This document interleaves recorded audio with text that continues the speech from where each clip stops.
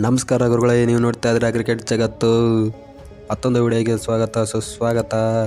India versus England first test match day 4ಗೆ ಅಂತ್ಯಗೊಂಡಿದೆ. England 28 ರನ್ಗಳಿಂದ ಗೆಲುವನ್ನು ಕಂಡಿದೆ. ಫಸ್ಟ್ ಇನ್ನಿಂಗ್ಸಲ್ಲಿ ಸಖತ್ತಾಗಿ ಬ್ಯಾಟಿಂಗ್ ಆಡಿದಂಥ ಟೀಮ್ ಇಂಡಿಯಾ ಸೆಕೆಂಡ್ ಇನ್ನಿಂಗ್ಸಲ್ಲಿ ಆ ಬ್ಯಾಟಿಂಗ್ನ ತೋರ್ಸೋಕ್ಕಾಗಲಿಲ್ಲ. ಅದೇ ಒಂದು ರೀಸನ್ಗೆ ಟೀಮ್ ಇಂಡಿಯಾ ಈ ಮ್ಯಾಚ್ನ ಕಳ್ಕೊಂಡಿದೆ ಅಂತ ಹೇಳ್ಬೋದು.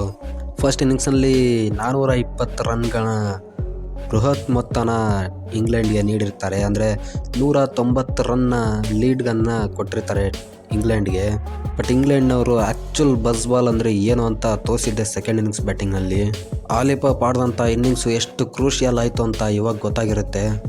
ನಾವು ಕೊಟ್ಟಿರೋಂಥ 190 ರನ್ ಲೀಡ್ಸ್ನ ದಾಟಿ ಅದಾದ ಮೇಲೂ 231 ರನ್ನ ಟಾರ್ಗೆಟ್ನ ನಮಗೆ ಕೊಡ್ತಾರೆ. ಅಂದರೆ ಟೋಟಲ್ ಸೆಕೆಂಡ್ ಇನ್ನಿಂಗ್ಸ್ನಲ್ಲಿ ಇಂಗ್ಲೆಂಡ್ ನೋಡಿದ್ದು 436 ರನ್ನು. ಅಂದರೆ ಇಂಡಿಯಾಗೆ 231 ರನ್ನ ಟಾರ್ಗೆಟ್ನ ಕೊಡ್ತಾರೆ. ಅದನ್ನು ಚೇಸ್ ಮಾಡೋಕ್ಕೆ ಬಂದಂಥ ಟೀಮ್ ಇಂಡಿಯಾ ಅತ್ಯುತ್ತಮ ಬ್ಯಾಟಿಂಗ್ ಪ್ರದರ್ಶನ ಕೊಡುವಲ್ಲಿ ವಿಫಲ ಆಗುತ್ತೆ. ಯಾಕಂದರೆ first day, second day, third ಡೇಗೆ ಹೋಲಿಸ್ಕೊಂಡ್ರೆ ಫೋರ್ತ್ ಡೇ, ಫಿಫ್ತ್ ಡೇಗೆ ಪಿಚ್ಚು ಸಿಕ್ಕಾಪಟ್ಟೆ ಖರಾಬ್ ಆಗೋಗಿರುತ್ತೆ. ಯಾಕಂದರೆ ಯಾವ ಬಾಲ್ ಯಾವ ಥರ ಆಟ ಆಡುತ್ತೆ ಅಂತ ಗೊತ್ತಿರಲ್ಲ. ಟೀಮ್ ಇಂಡಿಯಾ ಸ್ವಲ್ಪ ವೇಟಿಂಗ್ಗೆ ಮಾಡಿದರೆ ಈ ಮ್ಯಾಚ್ನ ಆರಾಮ್ಸೆ ಎತ್ಕೊಂಡು ಹೋಗ್ಬೋದಾಗಿತ್ತು. ಕೆಲವೊಂದು ರಾಂಗ್ ಶಾಟ್ಗಳಿಂದ ತಮ್ಮ ವಿಕೆಟ್ಗಳನ್ನು ಕಳ್ಕೊಂಡು ಟೀಮ್ ಇಂಡಿಯಾ ಈ ಗೆಲುವನ್ನು ಕೈ ತಪ್ಪಿಸ್ಕೊಂಡಿದೆ ಅಂತ ಹೇಳ್ಬೋದು. ಕೆ.ಎಸ್. ಭರತ್ ಮತ್ತು ರವಿ ಅಶ್ವಿನ್ ಆಡ್ತಿರ್ಬೇಕಾದ್ರೆ ಒಂದು ಸ್ವಲ್ಪ ಹೋಪ್ಸ್ ಇತ್ತು, ಏನೋ ಒಂದು ಪಾರ್ಟ್ನರ್ಶಿಪ್ ಬರ್ತಾಯಿದೆ, ಟೀಮ್ ಇಂಡಿಯಾ ಗೆಲ್ಬೋದು ಅಂತ. ಇನ್ನೇನು ಡೇ ಎಂಡ್ ಆಗೋ ಟೈಮಲ್ಲಿ ಅವರಿಬ್ಬರು ವಿಕೆಟ್ನ ಕಳ್ಕೊಂಡ್ಬಿಡ್ತಾರೆ.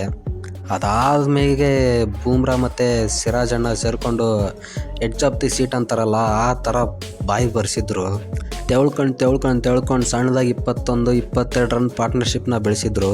ಇನ್ನೇನು ಈ ಡೇ ಮುಗಿಯೋಕ್ಕೆ ಒಂದು 4 ಬಾಲ್ ಇದೆ ಅಂತಿದ್ದಾಗ ಸಿರಾಜ್ ಅಣ್ಣ ಸ್ಟಪ್ ಆಗಿ ಸೇಮ್ ರವಿಚಂದ್ರನ್ ಅಶ್ವಿನ್ ಔಟ್ ಆದ್ರಲ್ಲ, ಅದೇ ಥರ ಔಟಾಗಿ ಮ್ಯಾಚು ಮುಗಿದೋಯ್ತು. ಇವತ್ತೊಂದಿನ ಬಚಾವಾಗಿದ್ದರೆ ನಾಳೆ ಇನ್ನೊಂದು 28 ರನ್ನು ಹೆಂಗೆಂಗೋ ತೆಳ್ಕೊಂಡು ಹೊಡೆದ್ಬಿಟ್ಟು ಗೆದ್ಬಿಡ್ಬೋದಾಗಿತ್ತು. ಹೇಳೋಕ್ಕಾಗಲ್ಲ ನಾಳಿದ್ದೇನಿತ್ತು. ಅಟ್ಲೀಸ್ಟ್ ಒಂದು ಐಡಿಯಾ ಅಲ್ಲ. ಇಡೀ ಮ್ಯಾಚಲ್ಲಿ ಇಂಪ್ರೆಸ್ ಮಾಡಿದ್ದಂದರೆ ಆಲಿಪಾಪ್ ಬ್ಯಾಟಿಂಗು ಮತ್ತು ಹಾರ್ಟ್ಲಿ ಬೌಲಿಂಗು. ಏನು ಸಖತ್ ಕ್ರಿಕೆಟ್ ಆಡಿದ್ರು ಮಾತ್ರ ಇಬ್ಬರು.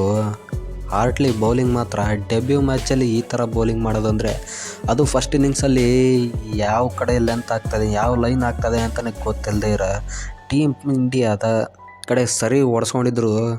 ಸೆಕೆಂಡ್ ಇನ್ನಿಂಗ್ಸ್ನಲ್ಲಿ ಪಿಚ್ಚನ್ನ ಸರಿಯಾಗಿ ರೀಡ್ ಮಾಡ್ಕೊಂಡು ಬಂದು ಯಾವ ಥರ ಕಮ್ಬ್ಯಾಕ್ ಮಾಡೋದಂದರೆ ಅಂದರೆ ಈ ಥರ ಇರಬೇಕು ಅಂತ ಹೇಳೋ ಥರ ಕಮ್ಬ್ಯಾಕ್ ಮಾಡಿತ್ತು. ಅಲ್ಲಿ ಹಾರ್ಟ್ಲಿ ಮಾತ್ರ ಎಲ್ಲ ಹಾರ್ಟ್ನ ಗೆದ್ದರು ಅಂತ ಹೇಳ್ಬೋದು. ಬೇಜಾರು ಮಾಡ್ಕೊಳ್ಳೋ ಅಂಥದ್ದೆಲ್ಲ ಏನೂ ಇಲ್ಲ. ಇಂಗ್ಲೆಂಡವರು ಒಳ್ಳೆ ಕ್ರಿಕೆಟ್ ಆಡಿದ್ದಾರೆ, ಅದಕ್ಕೆ ಗೆದ್ದಿದ್ದಾರೆ. ನಮಗೂ ಇನ್ನೂ 4 ಮ್ಯಾಚ್ ಇದೆ. 4 ಮ್ಯಾಚಲ್ಲಿ ಚೆನ್ನಾಗಿ ಆಡಿ ಗೆದ್ದು ನಾವು ಹಿಸ್ಟ್ರಿ ಬರೆಯೋಣ. ನೆಕ್ಸ್ಟ್ ಮ್ಯಾಚ್ಗೆ ಟೀಮ್ ಇಂಡಿಯಾ ತನ್ನ ಸ್ಟ್ರಾಟಜಿಗಳನ್ನೆಲ್ಲ ಚೇಂಜ್ ಮಾಡಿಕೊಂಡು ಮತ್ತೆ ಸ್ಟ್ರಾಂಗಾಗಿ ವಾಪಸ್ ಬರಲಿ ಅಂತ ಹೇಳ್ತಾ ಸಿಗೋಣ ಮುಂದಿನ ವಿಡಿಯೋದಲ್ಲಿ. Take care, Tata, bye bye. ರೂಪಕ್ಕೆ ಕನ್ನಡದಲ್ಲಿ ಮಾಹಿತಿಯನ್ನ ಕೇಳಿದ್ದಕ್ಕೆ ಕನ್ನಡಿಗರ ಪರವಾಗಿ ತಮಗೆ ವಂದನೆಗಳು.